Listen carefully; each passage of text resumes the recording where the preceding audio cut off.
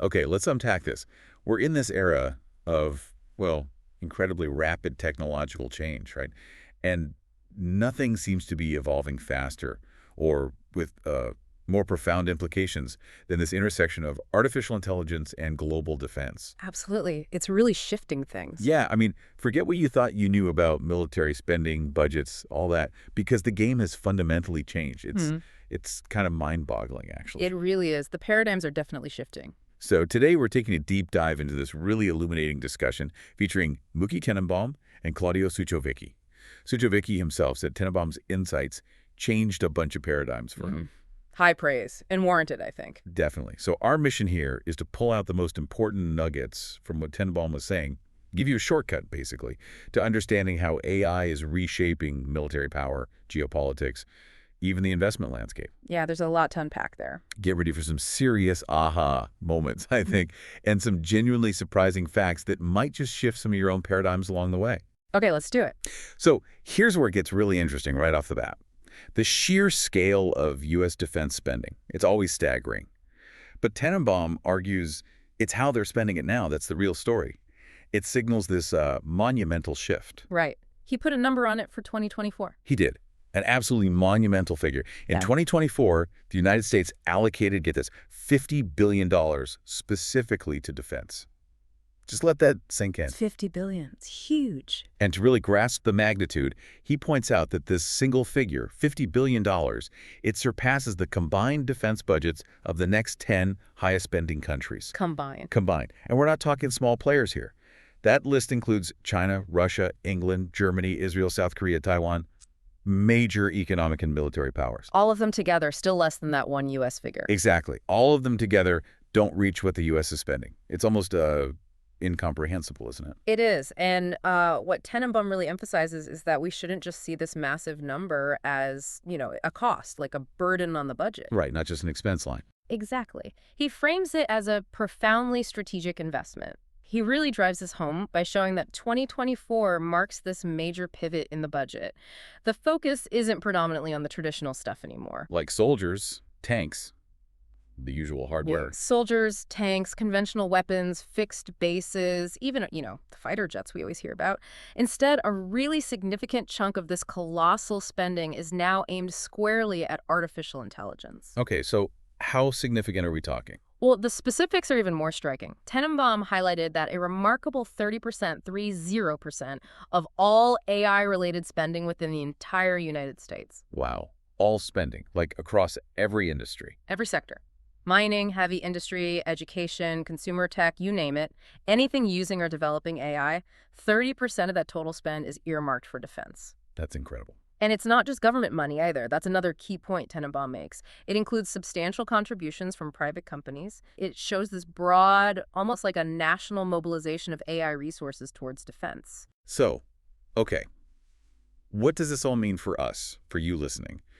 Is this colossal sum just a burgeoning expense that keeps growing and sucking up resources? Or is it, like Tenenbaum suggests, something far more strategic? An investment with ripple effects way beyond the battlefield. He's really pushing us to see past the sticker shock there. Yeah, to understand the deeper purpose. What's the thinking behind it? Well, if we connect this to the bigger picture, Tenenbaum draws these parallels to historical programs. Things that, at first glance, looked like just pure, massive government spending, but they ended up yielding huge long-term returns. Like the space race, maybe. Exactly like the space race. You had these massive initial government investments, right? Like developing Teflon, nobody thinks about it now, but it was originally for space travel. Right, for space suits or something. Yeah, things like that. And eventually it led to widespread civilian innovations, cookware, medical devices, countless everyday things. Okay, so the idea is defense AI spending could have similar spin-offs. That's Tenenbaum's argument. He says this massive investment in defense AI will similarly redound not only in defense areas, but in other areas as well. He calls it a crucial geopolitical investment. Geopolitical investment. So the goal is, what?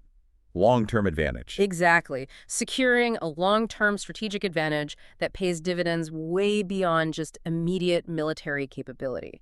It's about laying a foundation for future power and influence.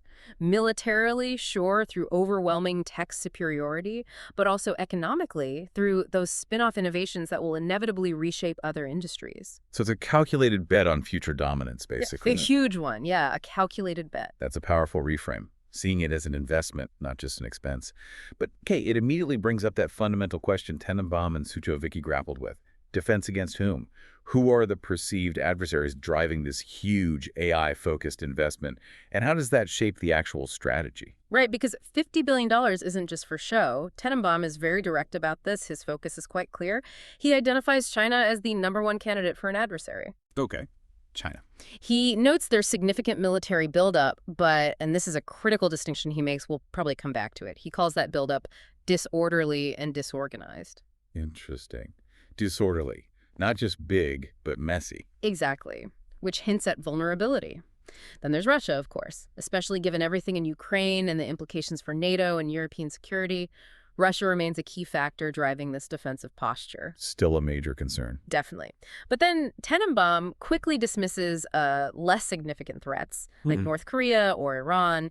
He doesn't see them warranting this level of strategic concern or justifying this kind of massive investment. So not existential threats on the same scale. Not in his view, no. Not the kind that would necessitate such a radical AI-centric reorientation of the entire defense budget. Okay, so it's primarily China, then Russia. Yeah. But it's not just about defending U.S. soil directly, is it? You mentioned allies earlier. It feels like a broader concept of protection. That's exactly right. Tenenbaum highlights that the scope of U.S. defense strategy goes way beyond just direct threats to U.S. territory. Right. He emphasizes it also encompasses protecting vital allies. He gives clear examples. South Korea, Taiwan, Western European nations.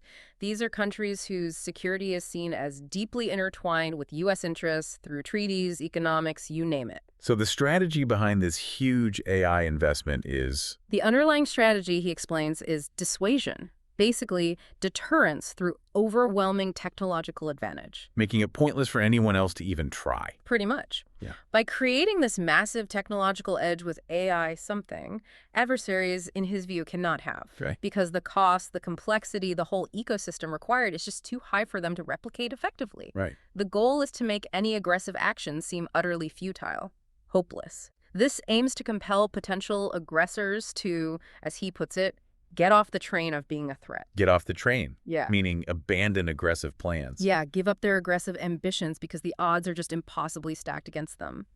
Theoretically, this could lead to a long-term reduction in global defense spending as stability increases. That's the theory anyway. That's the theory. It's a long game designed to fundamentally shift the power balance and deter conflict before it starts by making the price of aggression just impossibly high. Okay, let's unpack that even further then. Yeah. When we talk about AI in defense, what does it actually look like on the ground or, in the air or sea? How do you actually replace soldiers or tanks with algorithms? Tenenbaum gave some fascinating examples of how this is working, or maybe how it isn't working in some cases. Yeah, it's not just magic AI dust sprinkled on things. Right. It's clearly not as simple as just like slapping a new coat of paint on old technology. No, and this raises that critical question. How are the traditional defense contractors adapting? The big names. Lockheed Martin, Raytheon, those guys. Exactly. Lockheed, famous for the F-35 jets. Raytheon, experts in radar tech, now using machine learning. Northrop Grumman, building satellites. They're all actively trying to integrate AI into their existing systems, their hardware. They see the writing on the wall. You have to, right? They have to try. However, Tenenbaum explains the inherent challenge for these legacy companies. Their main business, historically, has always been hardware, building big physical things. Right. Jets, ships, missiles. Precisely. And he's quite blunt about it. He says, SI itself will not come from them.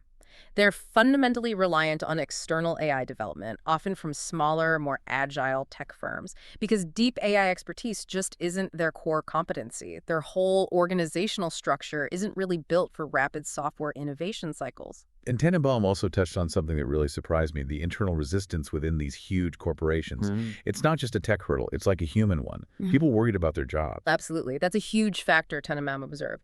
This potential for AI to automate tasks or even entirely replace existing employees, it creates fear. And that fear can lead to, as he put it, lack of cooperation, resistance within the organization. It creates this drag on progress. He mentioned Boeing. He pointed to companies like Boeing as examples where this internal friction, this fear, significantly slows down the effective implementation of AI. It's like the classic innovator's dilemma, but playing out on this massive global defense stage where the stakes are incredibly high. Wow. So they're trying to adapt, but they're fighting against their own structure and maybe even their own workforce sometimes. That seems to be the picture Tenenbaum paints. But here's where it gets really, really interesting. And Tenenbaum revealed this truly paradigm-shifting insight. I found it fascinating, almost chilling in its simplicity.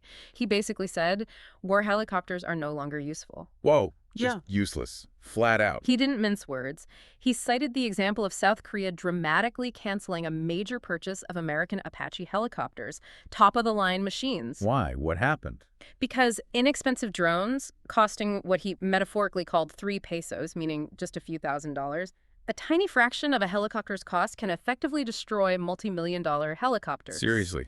Cheap little drones taking out Apaches. That's the reality he described. The asymmetry in cost and capability is just astonishing. It renders entire classes of traditional military hardware potentially obsolete overnight. Wow.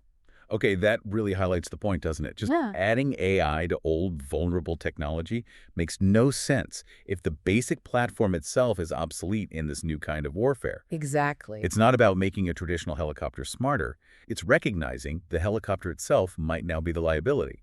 Wow. That's the aha moment for me right there. You can't just bolt intelligence onto something fundamentally outdated. Precisely.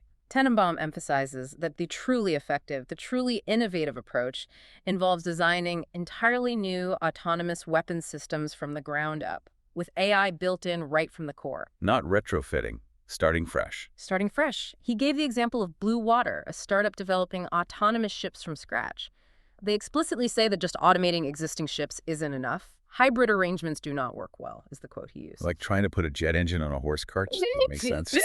No! Right. You can't just take an old car, put a new engine in it, and expect it to compete with a purpose-built electric vehicle.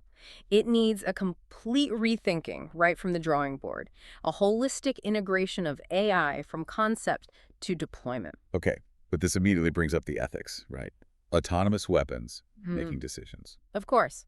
Huge ethical considerations. Tenenbaum acknowledges that, look, malfunction is almost guaranteed in any complex system. Nothing's perfect, whether it's human or machine. Yeah, that's a given. But, and this is the controversial part, he expresses much more confidence in artificial intelligence than in human beings when it comes to making those critical, potentially life or death decisions in a combat scenario. More confidence in the machine than the person.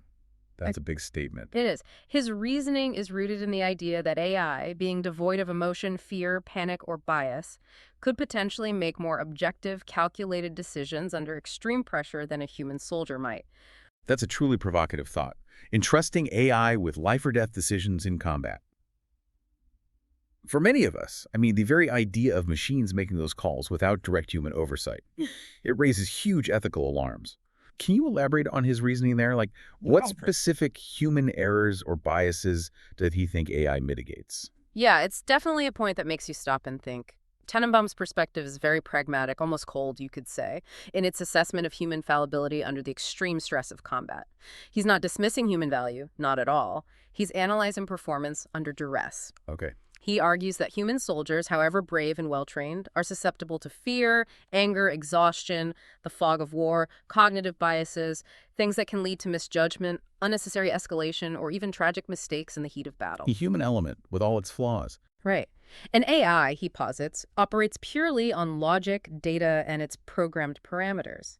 It doesn't get tired, it doesn't panic, it doesn't seek revenge. So for instance, in a super fast-moving combat situation, a human might react instinctively, maybe emotionally. An AI would execute its predefined protocols with precise calculated force, potentially minimizing collateral damage or unnecessary casualties based on its programming. Assuming the programming is perfect and covers every eventuality, which seems difficult. Well, exactly. And the inherent risks are significant, that's undeniable, and it's at the forefront of global debates.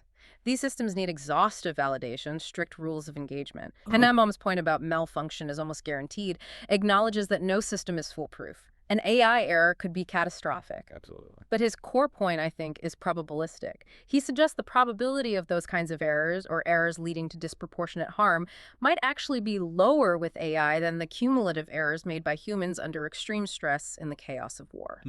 Lower probability of error overall. That seems to be his argument. He also sees warfare moving toward scenarios where response times are so incredibly rapid that human reaction speeds actually become a liability. You need autonomous decision-making just to defend effectively. Because the attack comes too fast for a human to process. Potentially, yes. So it's kind of a utilitarian argument for minimizing overall harm by removing human emotion from the loop, even while fully acknowledging the profound philosophical questions it raises about agency and responsibility. It certainly challenges our conventional understanding of war and morality. Okay. Let's transition now to that critical comparison Tenenbaum brought up. China's disorderly arming. It's fascinating because they have this immense conventional military might, especially in shipbuilding, right? But Tenenbaum suggests the size could actually be a weakness against AI. Yeah, this really gets to the heart of the quantity versus quality debate in modern defense, especially with AI coming into play. Tenenbaum points out China's shipbuilding capacity is just monumental. He said 200 times more ships than the United States. 200 times. That's staggering. Staggering. But these are predominantly classic, large manned vessels, traditional naval powerhouses designed for, a previous era of naval warfare. Big targets, basically. Exactly. He then unpacks their profound vulnerability. These large conventional ships are highly susceptible to AI-managed drone swarms. Tenenbaum painted this really stark picture, saying, a swarm of 1,000, 5,000 drones managed by AI, and no ship can withstand more than 20 minutes. 20 minutes against a swarm of cheap drones. And critically, he adds, these attacks would lead to the loss not just of the ship, but also the human crew, which has immense political and social consequences. So it's not just losing the hardware, like you said before, it's that devastating human cost, which Tenenbaum emphasized is a growing sensitivity, a bigger factor in modern warfare decisions. Absolutely. For any nation, losing thousands of sailors or soldiers in a single engagement is a political catastrophe. It erodes public support, morale. It's devastating. The development of autonomous ships, autonomous helicopters, directly addresses this. As Tenenbaum puts it, if the ship goes down, people don't go down with the ship.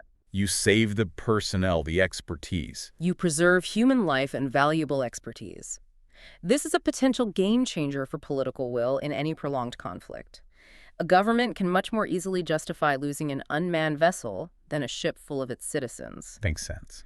And Tenenbaum notes, China's massive fleet, despite its size, is simply not equipped with the necessary AI integration. They're not organized or managed in a way that can counter these emerging AI-driven threats.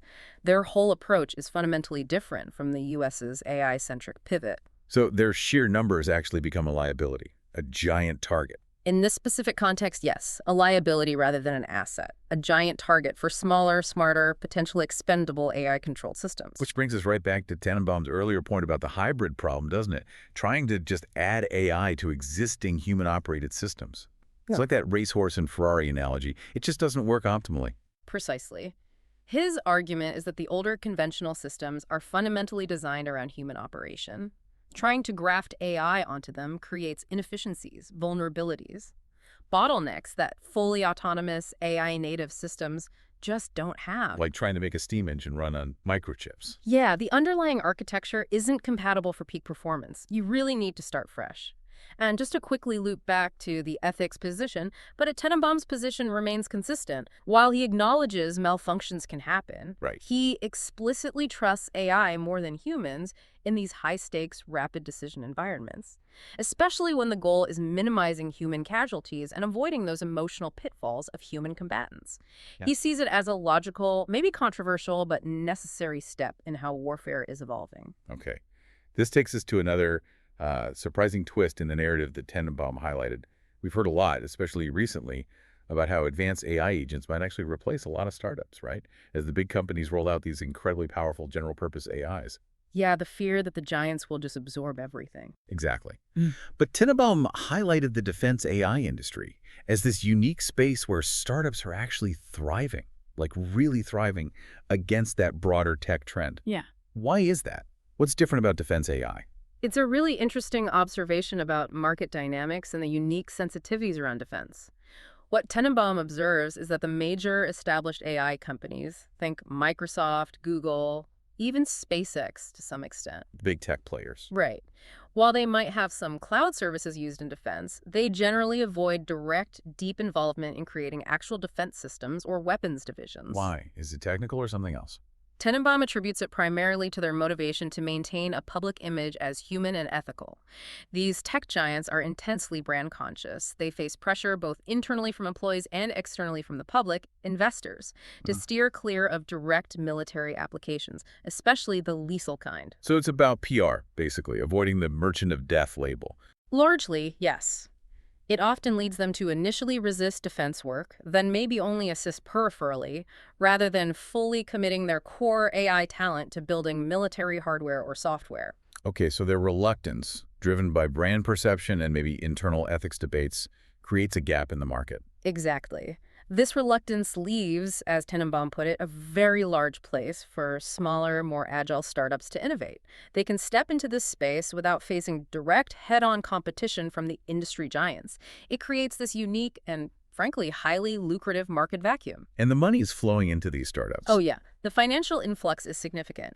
Tenenbaum noted that in 2024 alone, defense AI startups attracted $3 billion in funding rounds. $3 billion in 1 year, just for startups in this niche. Just for startups. And he gives a prime example, Enduro. It's a private startup, already valued at a staggering $14 billion. $13 billion. Yeah. And there's an anticipated IPO that everyone's watching closely as kind of a bellwether for the whole sector.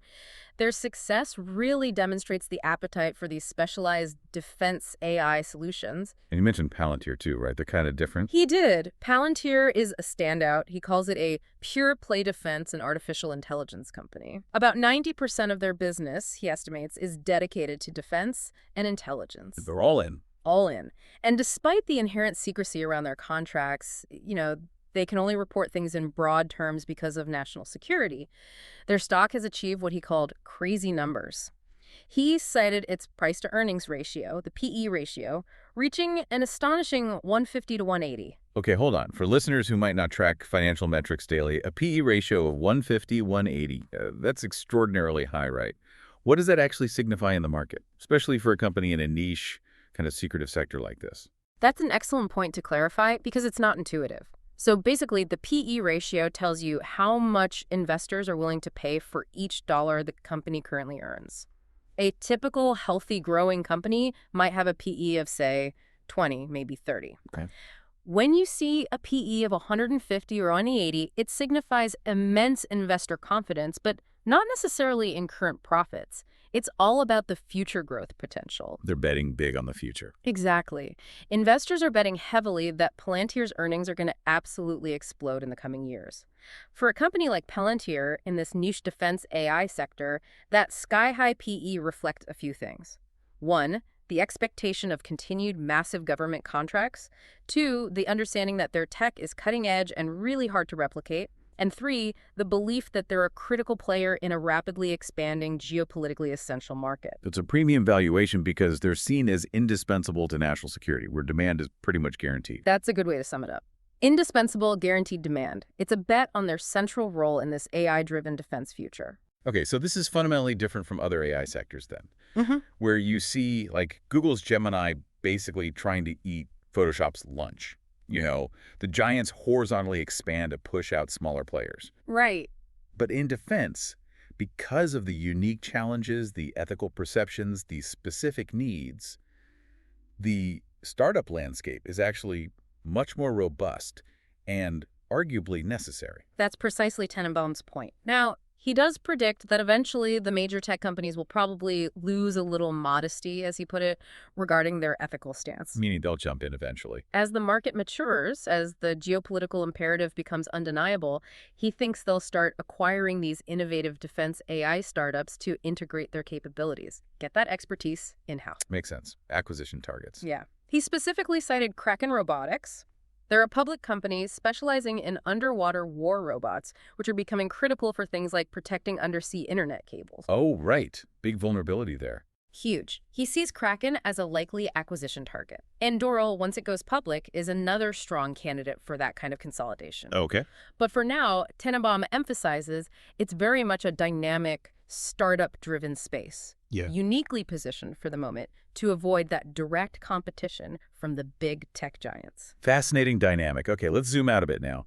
Beyond the actual battlefields and the companies building the tech, these shifts in defense strategy, this pivot to AI, they have profound geopolitical and economic ripples, right? Tenenbaum talked about how this could impact everything from fuel prices to the budget priorities of entire continents. Yeah, the knock-on effects are potentially huge.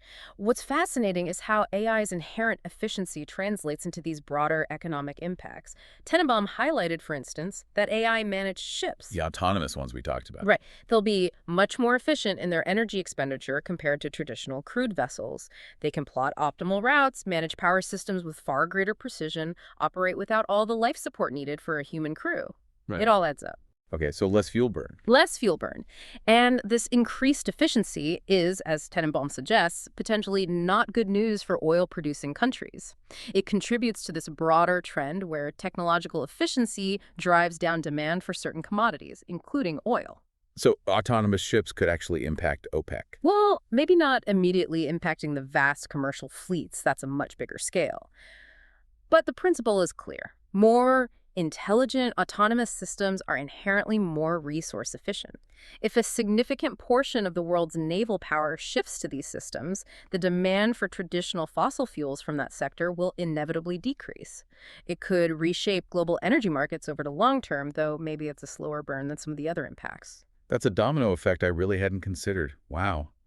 And then there's Europe. Their defense priorities often seem quite different from the U.S., right? Loaning to this significant spending imbalance Tenenbaum highlighted. He definitely had some strong words about their focus on social spending over defense. He did. Tenenbaum draws a sharp contrast between the U.S. approach and many European countries. Historically, they dedicate much money on social spending, which results in significantly lower defense budgets compared to the U.S. as a percentage of GDP. He noted, kind of pointedly, that the U.S. has bullied them, and that was his term, bullied, to meet that 2% GDP defense spending target for NATO members. A target many still struggle to hit. A target many still haven't achieved consistently, let alone the 5% he sometimes jokes would be needed for true parity or self-sufficiency. His analysis is blunt. This spending imbalance has to reverse if European nations want adequate defense, especially with rising threats from the East. They need to step up, basically. That's his view. He points to Germany as a key example. They famously amended their constitution recently to allow an extra $500 billion, $500 billion in defense spending. That was driven by a very palpable perception of danger from Russia. Events like the ongoing conflict in Ukraine, the bombing of Kyiv, it brings the threat home right onto their doorstep in a way it hasn't been felt for decades. That shift in Germany, a traditional economic giant but often seen as a military lightweight, feels really significant. It is highly significant.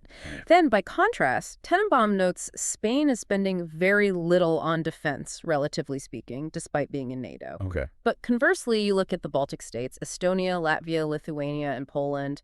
They're significantly increasing their defense budgets, spending way above that 2% NATO target. Because they're right there on the border. Exactly. Their direct borders with Russia, their acute historical awareness of the threat, it dictates a completely different spending priority. It's forcing this rapid rearmament and a renewed focus on security for them. Poland is an interesting case there. They're building up a very large army, focusing on numbers in response to this threat. But Tenenbaum seemed to suggest they might not be implementing AI to the extent needed, like maybe they're focusing too much on traditional size. Is that a critical misstep in his view? That seems to be Tenenbaum's implied critique, yes. That this focus on sheer numbers, on building a large conventional army, might be a mistake, a misreading of the new rules of engagement dictated by AI. Why a mistake? Isn't size usually an advantage? His argument is that given Russia's infinitely more people, meaning a potentially inexhaustible supply of manpower for a traditional attritional war, any successful defense against such a numerically superior foe has to rely on quality, not quantity. Technology over sheer numbers. Precisely. He underscores the indispensable role of AI-driven technological superiority. Simply amassing a huge conventional army without integrating cutting-edge AI, without moving towards autonomous systems, smart defense. In his view, that's a strategy doomed to fail against a potentially larger or even just more conventionally stubborn adversary. So it's a critical misstep if you ignore the fundamental shift in warfare that the U.S. is betting its $50 billion on. Exactly. It raises that important question for many countries. Are they learning the right lessons from this AI pivot, or are they still preparing to fight the last war just with more soldiers? Right. Okay, this brings us to another fascinating aspect Mookie Tenenbaum discussed. This idea that defense is becoming decentralized, accelerating, digitalizing, and crucially, privatized. That word, privatization, in national defense. It raises interesting questions, doesn't it? How does that actually work? What does it mean for state control, for national sovereignty? It sounds almost counterintuitive. It does sound counterintuitive at first, but what's fascinating here is Tenenbaum notes this isn't entirely new, especially for the U.S. He says the U.S. has always used the private sector for defense. It's a long-standing tradition, going back centuries, really. Okay, so it's not a radical new idea there. Not entirely. And this model is also common in other Western nations. France relies on companies like Dassault for its fighter jets. Italy has Leonardo in aerospace and defense. Germany has Rheinmetall making armored vehicles. Spain also has its own private defense industry. So private companies building weapons isn't new. But Tenenbaum seems to be saying the trend is accelerating or deepening. Why now? He explains the driving force behind this increasing trend, and he doesn't pull any punches. His quote was, "This is the trend today because they realize that when the countries themselves manufacture, they are garbage." Wow. Garbage. Yeah. That's direct. Very direct. So it's fundamentally an argument about efficiency and innovation, not just some philosophical debate about state versus private control. It's a clear indictment, in his view, of the performance of state-run defense industries. So the argument is private companies just do it better. That's his core argument. State-run defense industries, he argues, have historically proven inefficient, slow, bureaucratic, and often ineffective. They lack the competitive drive, the economic incentives that push the private sector to innovate constantly. Any examples? He points to Russia as a prime example. They faced severe production problems with military equipment after the full-scale invasion of Ukraine. Eventually, they had to effectively privatize, or at least introduce, much more private management and competition into their defense factories just to improve performance and output. That move wasn't driven by ideology, it was driven by battlefield necessity. Interesting. And how does China fit into this picture with its largely state-controlled system?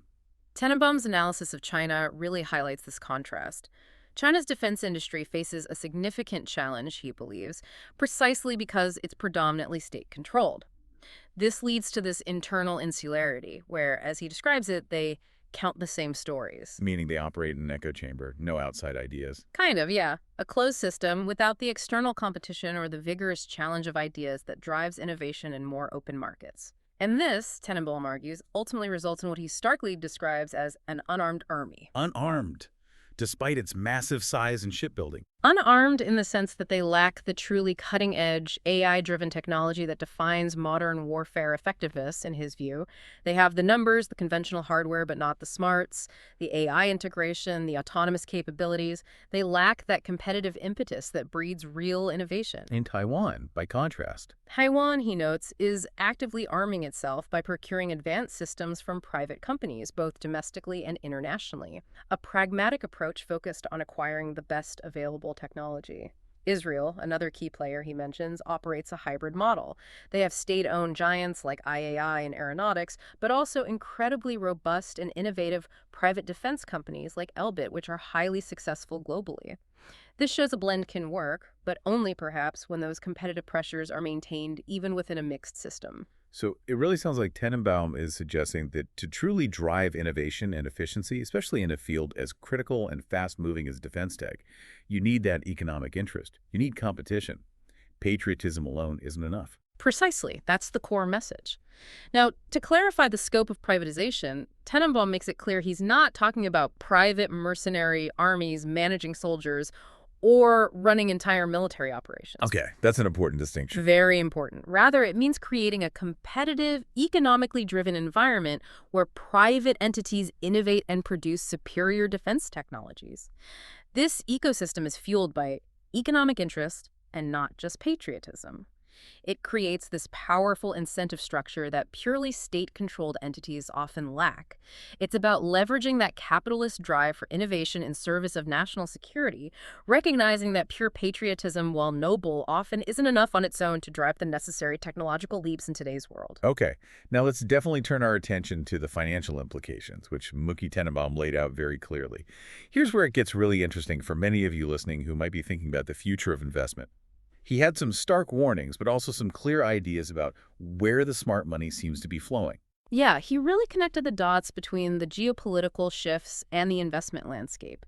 He emphasizes this crucial point for anyone looking at investing in AI. Defense AI makes up a huge chunk of the overall AI market. He put the figure at 20–30% of all spending in artificial intelligence. 20 to 30%, that's massive. It's massive, so this raises an important question he posed.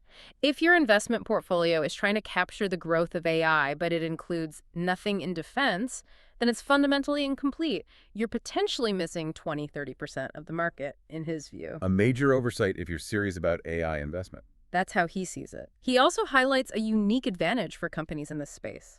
The U.S. government as a client. He calls it a pretty assured buyer. Assured how? Assured because, critically, the U.S. government can print all the debt it wants, allowing it to keep buying defense tech, fueling continuous demand almost regardless of short-term economic downturns. Right. National security spending tends to be less cyclical than consumer spending. Exactly. It makes the defense AI market incredibly resilient compared to maybe other tech sectors that are more exposed to economic swings. It's a unique level of demand stability. Okay, that's a compelling point about the U.S. market. But where geographically does Tenenbaum see the most promise, or conversely, the most risk for these kinds of investments? Which markets should investors be looking at, and maybe which should they be more wary of? He's quite specific on the geography, offering a pretty clear roadmap based on his analysis. Unsurprisingly, the United States is, in his view, the natural place for investment. You've got the vibrant domestic market, tons of innovative startups, and that unparalleled purchasing power of the U.S. government committed long-term to AI in defense. It's the core market. Okay, U.S. number one. What about Europe? Europe is where he raises significant flags. European defense companies, he mentions examples like Leonardo in Italy, Dassault in France, Rheinmetall in Germany who face significant risk in his assessment. Risk. Why? They're established players. His warning is specific. If the United States pressures Europe, which it often does on defense matters, they will force Europe to buy things in the United States and not in Europe. This could potentially destabilize these European companies and their domestic defense industries. He notes their stock prices already show high volatility, reflecting this geopolitical uncertainty and the precariousness of their market position relative to U.S. dominance in high-end tech. So political risk and potential market displacement by U.S. competitors. That makes sense. Any other promising regions? Yes, Israel. He presents Israel as a strong alternative and a promising investment destination in this space. Why Israel? Several reasons. Israel possesses excellent, genuinely cutting-edge defense companies. The Israeli state itself is a substantial domestic buyer, constantly needing advanced tech. And crucially, their proven military success record, born from constant innovation driven by necessity and decades of operational experience, significantly boosts their global sales and reputation. Buyers trust Israeli tech because it's battle-tested. So, strong domestic demand, top-tier innovation, and a solid international market based on proven performance. Exactly. That combination, Tenenbaum argues, makes Israeli defense AI companies a more resilient and potentially attractive option compared to some European players. It's about looking at where the true innovation, the consistent demand, and the geopolitical stability for this specific kind of tech are converging. So, essentially, Tenenbaum's message to investors is, an AI portfolio that ignores defense is overlooking a massive, reliably funded, strategically vital part of the market.